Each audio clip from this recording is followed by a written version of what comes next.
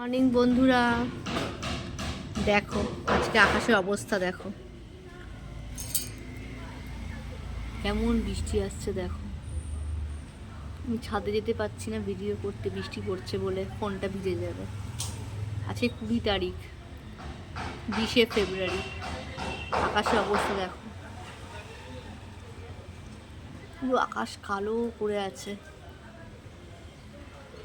কেমন বিদ্যুৎ দেখো কি অবস্থা। ঠান্ডাটা হয়তো ঘুরে আর পড়বে না, কিন্তু ওয়েদারটা কিরকম হয়ে গেল দেখো, বিচ্ছিরি একদম। কি আর করা যাবে, কিছু করার নেই। আর এইসব ওয়েদারে না পুরো মন মেজাজ খারাপ হয়ে যায়, আরও ডিপ্রেশন চলে আসে, মানে আমার হয় এটা। একদম বৃষ্টি আসছে, বিচ্ছিরি একদম ওয়েদার। গুড আফটারনুন বন্ধুরা, আশা করি সবাই ভালো আছো। তোমাদের একটু আগে দেখালাম প্রচুর বৃষ্টি হয়েছে। আজকে 20 তারিখ, মানে 20শে ফেব্রুয়ারি। আজকে বেশ ভালোই ঝড় বৃষ্টি হলো। ঝড় না হলেও বৃষ্টিটা ভালোই হয়েছে, পুরো থমথমে চারদিকে, পুরো ঠান্ডা হয়ে গেছে। ঠান্ডা মানে কনকনে ঠান্ডা পড়েনি, কিন্তু ঠান্ডা ঠান্ডা, ওয়েদারটা গরম নেই। আর আজকে আমাকে একজন জিজ্ঞেস করছিল যে তুমি এখন আর ভিডিও দাও না কেন। ভিডিও দিই না কেন কেন বলো তো? ভিডিও দেওয়ার কোনো বিষয় আমি খুঁজে পাই না, সত্যি কথা বলতে ভিডিও দেওয়ার কোনো বিষয় খুঁজে পাই না। এই রেগুলার ভিডিওগুলো দেখি, এক একজনের এক একটা বাড়িতে রান্না, আজকে কী রান্না করলো, আজকে কী করলো। আমি দিই খাবারের, এটা খুব অকেশনালি বা কোনো কিছু স্পেশাল কিছু বানালাম তখন দিই। আমার সত্যি কথা বলতে খাবারের ভিডিও সেই করোনার টাইম থেকে, হ্যাঁ, মানে ওই সময়টা কথা মনে পড়লেই আমার খাবারের ভিডিও দেওয়ার ইচ্ছা হয় না। সত্যি কথা, মানে সত্যি খাবারের ভিডিও কী দেবো বলো তো? আজ আমরা ঘরে যা রান্না করছি সবাই তো তাই রান্নাই করছে, তাই না? ওই ঢং করে এই রান্না করলাম, ওই করলাম, বন্ধু দেখো এই খাচ্ছি ওই খাচ্ছি, তোমাদের খাওয়া দেখে আমরা কি করব, তাই না?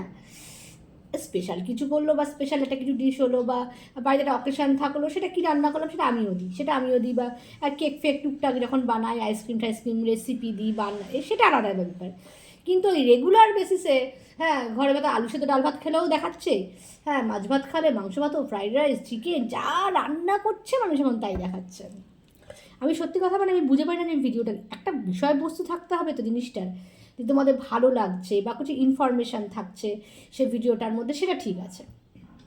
এই চব্বচর লেজ্জ করে খাচ্ছি সেটা দেখালো, ওটা ভীষণ, মানে আমার নিজস্ব মানে পার্সোনাল ওপিনিয়ন আর কি, আমার একদম ভালো লাগে না খাবারের ভিডিও দিতে।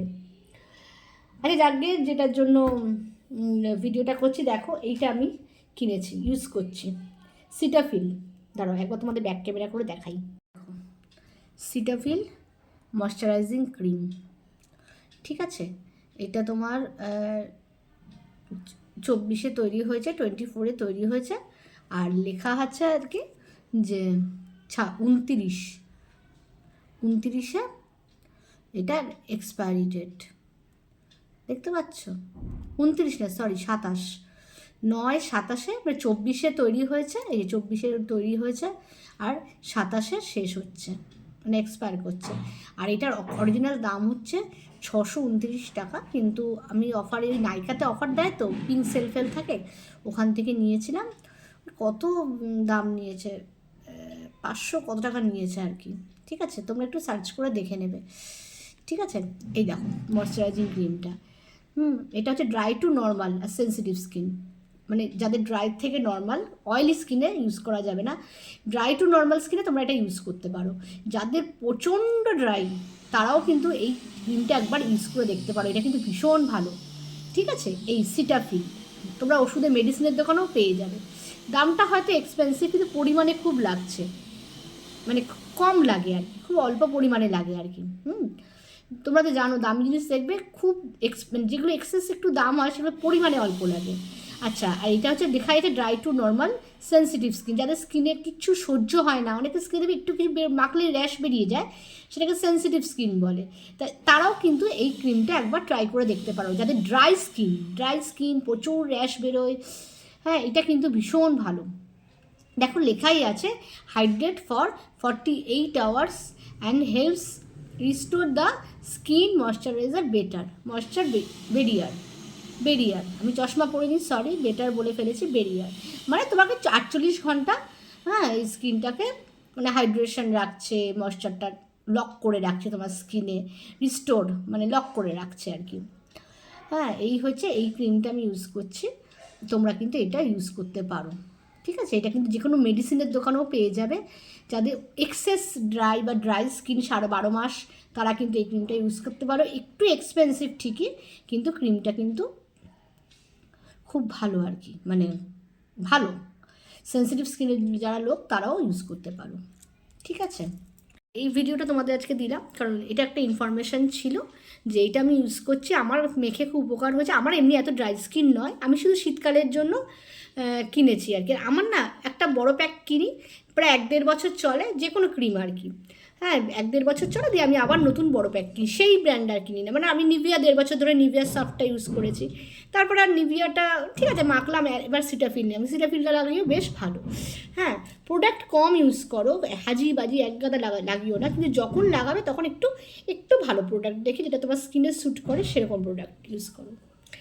আর একটা জিনিস তোমাদের সাথে শেয়ার করছি, প্রচণ্ড হাসি পাচ্ছে, মানে আমার এখনও নিজেরও হাসি পাচ্ছে মনে পড়ি।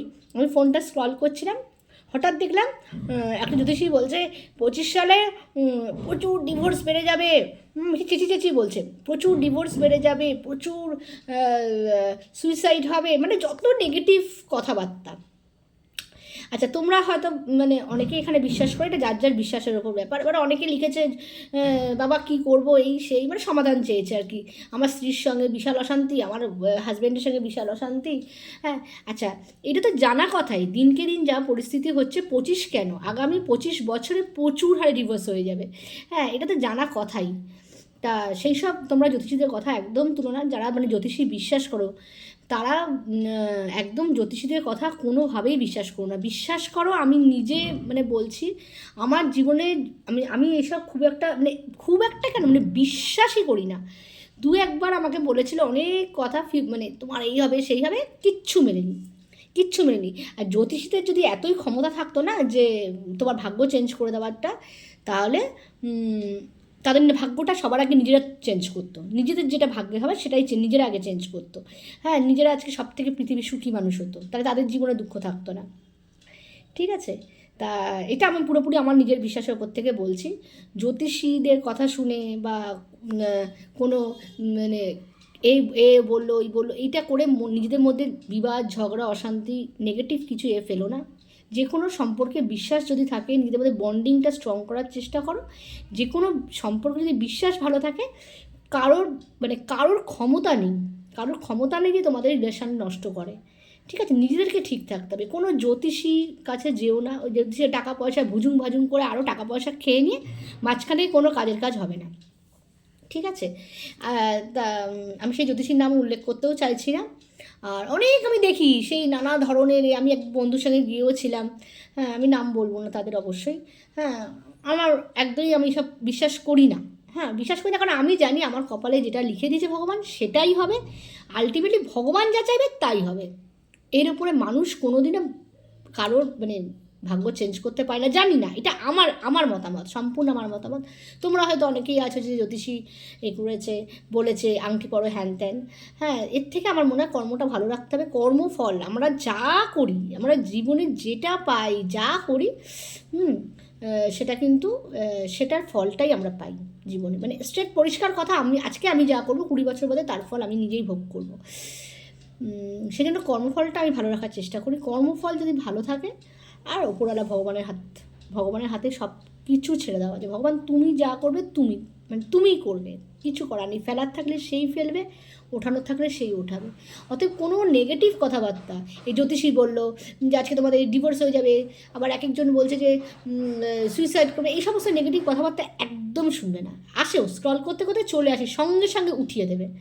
একদম কোনো এইভাবে কোনো সাপোর্টও করবে না বা কোনো এইসব কথা শুনবে না। যত এইসব কথাবার্তা শুনবে না তত একদম মাইন্ডলি মানে মনের দিক থেকে পিছিয়ে যাবে, এবং যে মানুষটার সাথে তোমার যার সম্পর্ক আরও খারাপ হয়ে যাবে।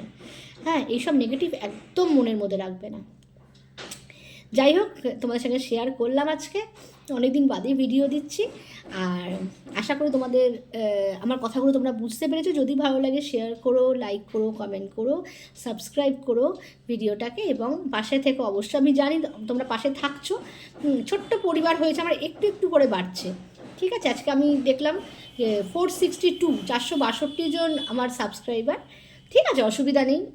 তোমাদের ভালো লাগলে অবশ্যই ভিডিওটা শেয়ার করো। আর আমি সবসময় ভিডিও, একজন আমাকে জিজ্ঞেস করলো ভিডিও দাওনি, কারণ আমি সবসময় ইনফরমেশান পাই না আর কি। আমার মনে হয় যদি কোনো ইনফরমেটিভ ভিডিও না দিতে পারি, বা যদি তোমাদের কিছু ভালো কিছু জানাতেই না পারলাম, তাহলে আমি ভিডিওটা ওই রোজকার খাওয়া দাওয়া ডাল ভাতের ভিডিও আমি দিতে পারবো না। কি ঝাড় দিচ্ছি, ঘর পরিষ্কার করছি, এইসব ভিডিও আমি দিতে পারবো না। ও আরেকটা কথা তোমার সঙ্গে শেয়ার করি। তোমাদের সবসময় আমি বলি যে আমার একটা হেল্পিং হ্যান্ড নেই, আমি একা একাই কাজ করি। কিন্তু ভগবানের আশীর্বাদে আমি একজনকে, মানে হেল্পিং হ্যান্ড, মানে একটা দিদিকে পেয়েছি আর কি। সে আমার বাড়িতে ঘর ঝাড় দিয়ে, মুছে দিয়ে, বাসন মেজে যায়। তোমাদের সবসময় বলি না যে আমি একা একা সব করি, কিন্তু এই ফেব্রুয়ারি মাস থেকে 5 তারিখ থেকে সে কাজে জয়েন করেছে। তোমাদের জানিয়ে দিলাম, যেন অনেকটা আমি রিলিফ পেয়েছি। ঠিক আছে, ভালো থেকো আর সবাই সুস্থ থেকো। আর সবসময় বি পজিটিভ, মাথা সবসময় চিন্তা করবে যে কিচ্ছু হবে না, সব ভগবানের হাতে ছেড়ে দাও, নিজের কর্মটা ভালো রাখো, তাহলে কিচ্ছু খারাপ হবে না। ঠিক আছে, চল টাটা।